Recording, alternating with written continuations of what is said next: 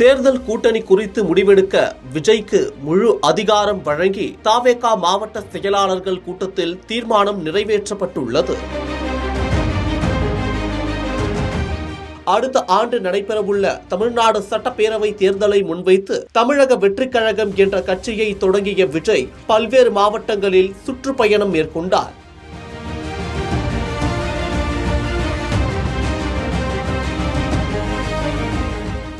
அவரது இந்த பயணங்களின் போது வந்த கூட்டம் தமிழ்நாடு அரசியலில் விஜய் முக்கிய பங்கை வகிக்கப் போகிறார் என்பதை உணர்த்தியது.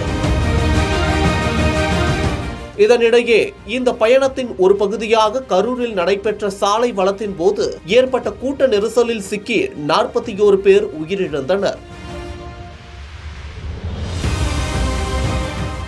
இந்த சம்பவம் இந்திய அளவில் அதிர்வலைகளை ஏற்படுத்தியது.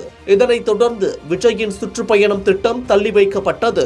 அதன் பின்னர் சில நாட்கள் எந்த அரசியல் நிகழ்ச்சியையும் நடத்தாமல் இருந்த விஜய் காஞ்சிபுரம் மாவட்டத்தில் உள் அரங்கில் மக்கள் சந்திப்பு நிகழ்ச்சியை நடத்தினார். அதன் பின்னர் 2 நாட்களுக்கு முன்னர் புதுச்சேரி உப்பளம் மைதானத்தில் விஜயின் மக்கள் சந்திப்பு நிகழ்ச்சி நடைபெற்றது.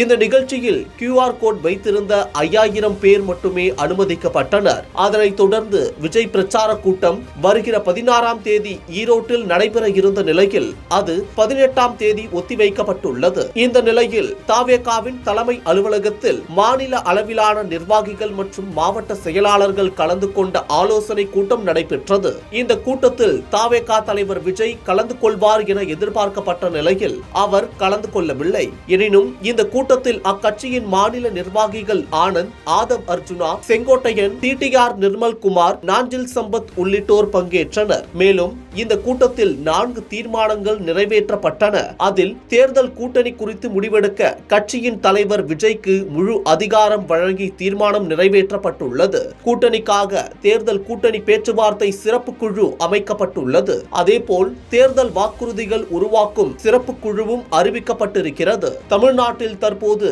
திமுக தலைமையிலான மதசார்பற்ற கூட்டணியும் தேசிய ஜனநாயக கூட்டணியும் இருக்கும் நிலையில் இந்த கூட்டணியில் இல்லாத கட்சிகளை இழுக்க தவேகா முயற்சித்து வருகிறது.